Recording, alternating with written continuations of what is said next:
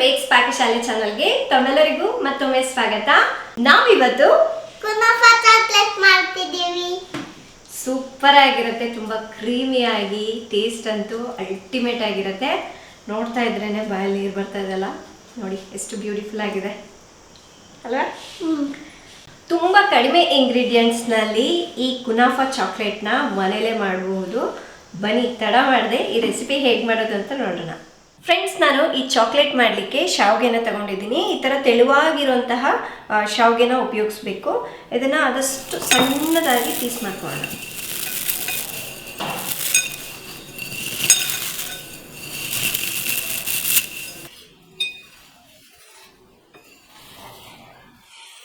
ನೋಡಿ ಈ ಥರ ಸ್ವಲ್ಪ ಸಣ್ಣ ಮಾಡ್ಕೋಬೇಕು. ಇದು ಸುಮಾರಾಗಿ ಏನಿಲ್ಲ ಅಂದರೂ 1 ಕಪ್ನಷ್ಟಿದೆ. ಇದನ್ನು ಸೈಡಿಗೆ ಎತ್ತಿಟ್ಕೊಳ್ಳೋಣ. ಇದಕ್ಕೆ ಸ್ವಲ್ಪ ವೈಟ್ ಚಾಕ್ಲೇಟ್ ತಗೊಳ್ತಾ ಇದ್ದೀನಿ. ಇದನ್ನು ಸಣ್ಣದಾಗಿ ಕಟ್ ಮಾಡ್ಕೊಳ್ಳೋಣ. ಈ ಚಾಪ್ ಮಾಡಿರುವಂತಹ ವೈಟ್ ಚಾಕ್ಲೇಟ್ನ ಒಂದು ಬೌಲ್ಗೆ ಹಾಕೊಳ್ಳೋಣ. ಅದೇ ರೀತಿಯಾಗಿ ಡಾರ್ಕ್ ಚಾಕ್ಲೇಟ್ನ ಕೂಡ ಸಣ್ಣದಾಗಿ ಕಟ್ ಮಾಡ್ಕೋಬೇಕು.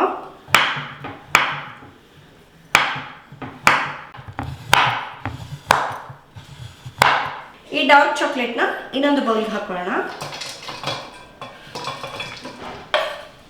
ಫಸ್ಟ್ ನಾನೀಗ ವೈಟ್ ಚಾಕ್ಲೇಟ್ನ ಮೆಲ್ಟ್ ಮಾಡ್ತಾ ಇದ್ದೀನಿ. ಈ ಥರ ಡಬಲ್ ಬಾಯ್ಲರ್ ಮೆಥಡ್ನಲ್ಲಿ ಇಟ್ಕೊಂಡು ಮೆಲ್ಟ್ ಮಾಡ್ಕೋಬೇಕು. ನೋಡಿ ಈ ಥರ ಮೆಲ್ಟ್ ಮಾಡ್ಕೋಬೇಕು ಚಾಕ್ಲೇಟ್ನ.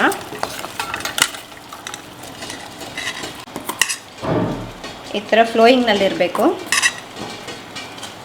ಅದೇ ರೀತಿ ಡಾರ್ಕ್ ಚಾಕ್ಲೇಟ್ನ ಕೂಡ ಮೆಲ್ಟ್ ಮಾಡ್ಕೋಬೇಕು.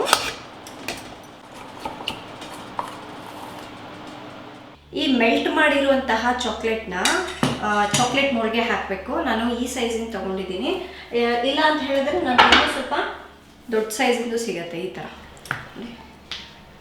ಇವೆರಡರಲ್ಲಿ ಯಾವುದಾದ್ರೂ ಕೂಡ ಯೂಸ್ ಮಾಡ್ಬೋದು. ಇದು ಆಪ್ಷನಲ್, ಬಟ್ ಏನಂದರೆ ಸ್ವಲ್ಪ ಡಿಫ್ರೆಂಟ್ ಆಗಿರುತ್ತೆ ಕಲರ್ ಅನ್ನೋದಕ್ಕೋಸ್ಕರ ಯೂಸ್ ಮಾಡ್ತೀವಿ ಅಷ್ಟೇ. ಜಸ್ಟ್ ಈ ಥರ ಒಂದು ಸ್ಪೂನ್ ತಗೊಂಡ್ಬಿಟ್ಟು ಅಲ್ಲಲ್ಲಿ ಈ ಥರ ವೈಟ್ ಚಾಕ್ಲೇಟ್ನ ಹಾಕ್ತಾಯಿದ್ದೀನಿ. ನೀವು ಬೇಕು ಅಂದರೆ ಗ್ರೀನ್ ಕಲರ್ ಅಥವಾ ಯೆಲ್ಲೋ ಕಲರ್ನ ಕೂಡ ಇದರಲ್ಲಿ ಮಿಕ್ಸ್ ಮಾಡಿಕೊಂಡು ಹಾಕ್ಕೋಬಹುದು. ಇದು ಹಾಕಾದ್ಮೇಲೆ ಇನ್ನೊಂದು ಕಡೆ ನಾನು ಡಾರ್ಕ್ ಚಾಕ್ಲೇಟ್ನ ಮೆಲ್ಟ್ ಮಾಡಲಿಕ್ಕೆ ಡಬಲ್ ಬಾಯ್ಲಿಂಗ್ ಮೆಥಡ್ನಲ್ಲಿ ಇಟ್ಟಿದ್ದೀನಿ.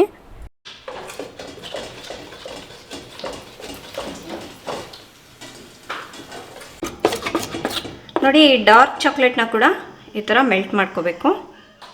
ಈಗ ಈ ಮೆಲ್ಟ್ ಮಾಡ್ಕೊಂಡಿರುವಂತಹ ಡಾರ್ಕ್ ಚಾಕ್ಲೇಟ್ನ ಒಂದು ಲೇಯರ್ ಮೋಲ್ಡ್ಗೆ ಹಾಕ್ಕೋಬೇಕು. ಎಲ್ಲೂ ಕೂಡ ಗ್ಯಾಪ್ ಇಲ್ದಲೆ ಈ ಥರ ಸ್ಪೂನಿಂದ ಹಾಕ್ಕೊಂಡ್ಬಿಟ್ಟು ಸ್ಪ್ರೆಡ್ ಮಾಡ್ಕೋಬೇಕು. ಗ್ಯಾಪ್ ಬಂತು ಅಂದರೆ ಅಲ್ಲಲ್ಲಿ ಹೋಲ್ಸ್ ಬಂದುಬಿಡುತ್ತೆ. ನಾವು ಚಾಕ್ಲೇಟ್ ಒಳಗಡೆ ಫಿಲ್ ಮಾಡಿರ್ತೀವಲ್ವ, ಅದೆಲ್ಲ ಹೊರಗಡೆ ಬಂದುಬಿಡುತ್ತೆ. ಹಾಗಾಗಿ ಈ ಲೇಯರ್ ಮಾತ್ರ ಸ್ವಲ್ಪನೂ ಗ್ಯಾಪ್ ಇಲ್ದಲೆ ಚಾಕ್ಲೇಟಿಂದ ಫಿಲ್ ಮಾಡ್ಕೋಬೇಕು. ಫ್ರೆಂಡ್ಸ್, ಈ ರೀತಿ ಚಾಕ್ಲೇಟ್ ಒಂದು ಲೇಯರ್ ಹಾಕಿದ್ಮೇಲೆ ಈಗ ಫ್ರಿಜ್ನಲ್ಲಿ ಇಡೋಣ. ನಾನಿಲ್ಲಿ 1 ಕಪ್ನಷ್ಟು ಪಿಸ್ತಾ ತೊಗೊಂಡಿದ್ದೀನಿ. ಇದ್ರ ಮೇಲಿರ್ತಕ್ಕಂತಹ ಶೆಲ್ ತೆಗೆದುಬಿಟ್ಟು 1 ಕಪ್ನಷ್ಟು ತೊಗೊಂಡಿದ್ದೀನಿ. ಈಗ ಒಂದು ಮಿಕ್ಸಿ ಜಾರ್ಗೆ ಹಾಕೊಳ್ಳೋಣ.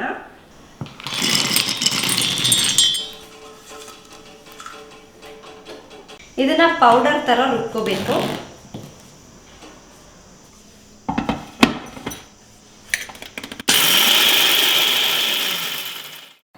ಇದೇ ನಮಗೆ ಮೇನ್ ಇಂಗ್ರೀಡಿಯೆಂಟು. ಹಾಗಾಗಿ ನೋಡಿ, ಪೌಡರ್ ಥರ ಇದನ್ನು ರುಬ್ಕೋಬೇಕಾಗತ್ತೆ. ಈ ಪಿಸ್ತಾ ಪೌಡರ್ನ ಒಂದು ಬೌಲಿಗೆ ಹಾಕೊಳ್ಳೋಣ. ಇದಕ್ಕೆ ಅನ್ಸಾಲ್ಟೆಡ್ ಪಿಸ್ತಾನ ಯೂಸ್ ಮಾಡಿ. ಈಗ ಒಂದು ಪಾತ್ರೆಗೆ 1 ಟೀ ಸ್ಪೂನಷ್ಟು ತುಪ್ಪನ ಹಾಕ್ತಾ ಇದ್ದೀನಿ. ಆಮೇಲೆ ಶಾವಿಗೆನ ಹಾಕ್ತಾ ಇದ್ದೀನಿ.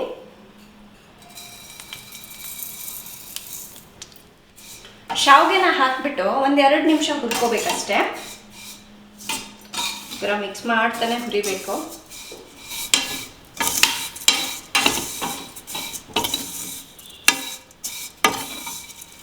ಈಗ ಇದಾಗಿದೆ, ಸ್ಟವ್ನ ಆಫ್ ಮಾಡ್ಕೊಂಡ್ಬಿಡೋಣ. ನೋಡಿ, ಇನ್ನೂ ಸ್ವಲ್ಪ ಕೆಂಪಗಾಗಿದೆ, ಹಾಗೆ ಒಳ್ಳೆ ಅರೋಮ ಕೂಡ ಬರ್ತಾ ಇದೆ. ಈಗ ಇದನ್ನು ಒಂದು ಬೌಲ್ಗೆ ಹಾಕೊಳ್ಳೋಣ.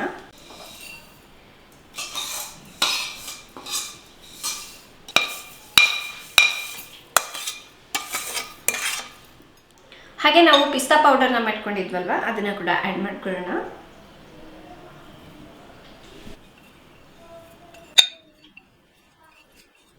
ಹಾಗೆ ಇದಕ್ಕೆ ಕಂಡೆನ್ಸ್ಡ್ ಮಿಲ್ಕನ್ನು ಕೂಡ ಹಾಕ್ತಾ ಇದ್ದೀನಿ. ಒಂದು 4 ಟೇಬಲ್ ಸ್ಪೂನ್ವರೆಗೂ ಬೇಕಾಗತ್ತೆ.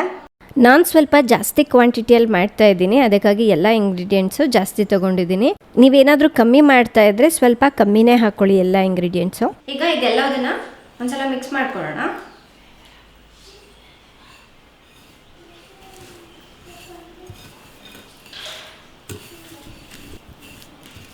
ಈ ಥರ ಮಿಕ್ಸ್ ಮಾಡ್ಕೊಂಡಾಗಿದೆ.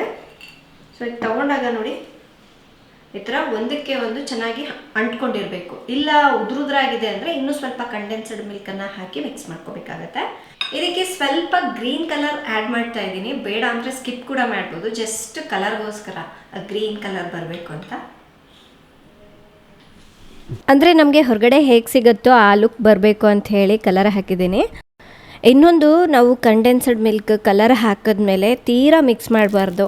ಶಾವಿಗೆ ಇನ್ನೂ ಮುರಿದ್ಬಿಟ್ಟು ಸಣ್ಣ ಆಗಿಬಿಡತ್ತೆ. ಸ್ವಲ್ಪ ಉದ್ದುದ್ದನೇ ಇದ್ರೇ ಚೆನ್ನಾಗಿರುತ್ತೆ ಶಾವಿಗೆ. ನೋಡಿ ಈ ಥರ ಮಿಕ್ಸ್ ಮಾಡ್ಕೊಂಡಾಗಿದೆ. ಸೊ ನಾವು ಅದ್ರ ಒಳಗಡೆ ಫಿಲ್ ಮಾಡಲಿಕ್ಕೆ ಇದು ರೆಡಿ ಆಯಿತು. ಫ್ರೆಂಡ್ಸ್, ಚಾಕ್ಲೇಟ್ ಮೋಲ್ಡಲ್ಲಿ ಚಾಕ್ಲೇಟ್ ಹಾಕಿದ್ವಲ್ವ, ಅದು ಕೂಡ ಚೆನ್ನಾಗಿ ಸೆಟ್ ಆಗಿದೆ. ಸೊ ನಾವು ಈ ರೆಡಿ ಮಾಡ್ಕೊಂಡಿರುವಂತಹ ಪಿಸ್ತಾ ಶಾವಿಗೆ ಇದಲ್ವ, ಅದನ್ನು ಈ ಚಾಕ್ಲೇಟ್ ಮೋಲ್ಡ್ಗೆ ಫಿಲ್ ಮಾಡಬೇಕು. ಈ ಪಿಸ್ತಾ ಶಾವಿಗೆ ಪೇಸ್ಟ್ ಹಾಕಿದ್ಮೇಲೆ ಎಲ್ಲ ಕಡೆನೂ ಈವನಾಗಿ ಸ್ಪ್ರೆಡ್ ಮಾಡ್ಕೋಬೇಕು. ನೋಡಿ, ನಾನು ಸ್ಪೂನಿಂದ ಹೇಗೆ ಫಿಲ್ ಮಾಡ್ತಾ ಇದ್ದೀನಲ್ವ, ಎಲ್ಲೂ ಗ್ಯಾಪ್ ಇಲ್ದಲೆ ಆ ಥರ ನೀಟಾಗಿ ಫಿಲ್ ಮಾಡ್ಕೊಳ್ಳೋಣ. ನಾನಂತೂ ಸ್ವಲ್ಪ ಪೇಸ್ಟ್ನ ಹಾಗೆ ಟೇಸ್ಟ್ ಮಾಡಿದೆ, ತುಂಬಾ ಚೆನ್ನಾಗಿತ್ತು.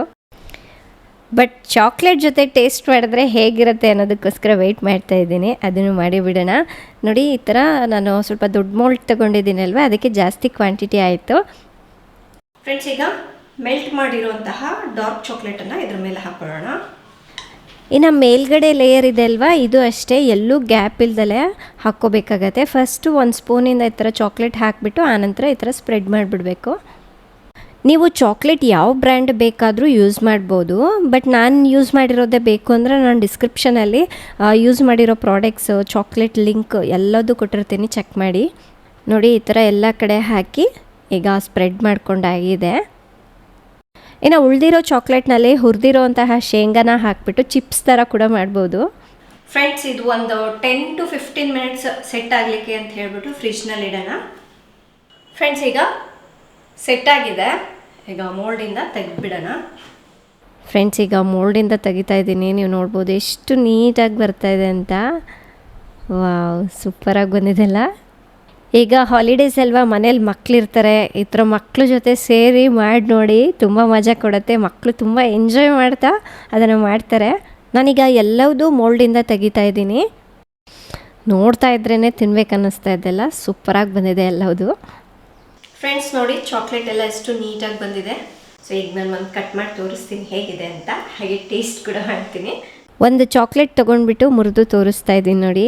ವಾವ್, ಸೂಪರಾಗಿದೆ ಮಾತ್ರ. ನನ್ನ ಮಗಳಿಗೆ ಹಂಗೆ ಮುರಿಯೋದೇ ಇಷ್ಟ ಆಗೋಗ್ಬಿಟ್ಟಿದೆ. ಚೆನ್ನಾಗಿದೆ ಎಲ್ಲ ಒಳಗಡೆ ಫಿಲ್ಲಿಂಗ್ ಅಂತ.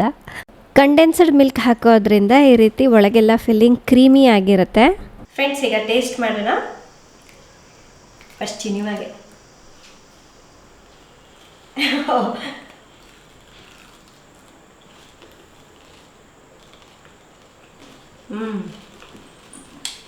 ಫುಲ್ ಕ್ರಂಚಿ ಸಕ್ಕತ್ತಾಗಿದೆ. ಫಸ್ಟ್ ಟೈಮ್ ಟ್ರೈ ಮಾಡಿರೋದು, ತುಂಬ ಸೂಪರಾಗಿದೆ.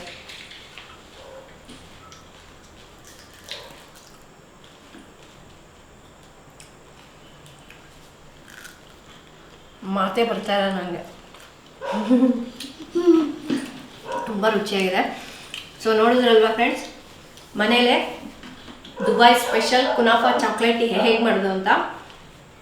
ತಮ್ಮೆಲ್ಲರಿಗೂ ಇದು ಇಷ್ಟ ಆಗಿದೆ ಅಂದ್ಕೊಳ್ತಾ ಇದ್ದೀನಿ. ತುಂಬ ಜನರು ರಿಕ್ವೆಸ್ಟ್ ಮಾಡ್ಕೊಂಡಿದ್ರು, ಕಾಮೆಂಟ್ಸ್ ಮಾಡಿ ಕೇಳ್ತಾ ಇದ್ರು, ನೀವು ಮಾಡಿ ಅಂತ. ಸೊ ನಾನು ಟೇಸ್ಟ್ ಮಾಡ್ದಂಗಿರುತ್ತೆ, ಜೊತೆಗೆ ನಿಮಗೂ ತೋರಿಸ್ದಂಗಿರುತ್ತೆ ಅಂತ ಹೇಳ್ಬಿಟ್ಟು ಈ ವಿಡಿಯೋನ ಮಾಡಿದೆ.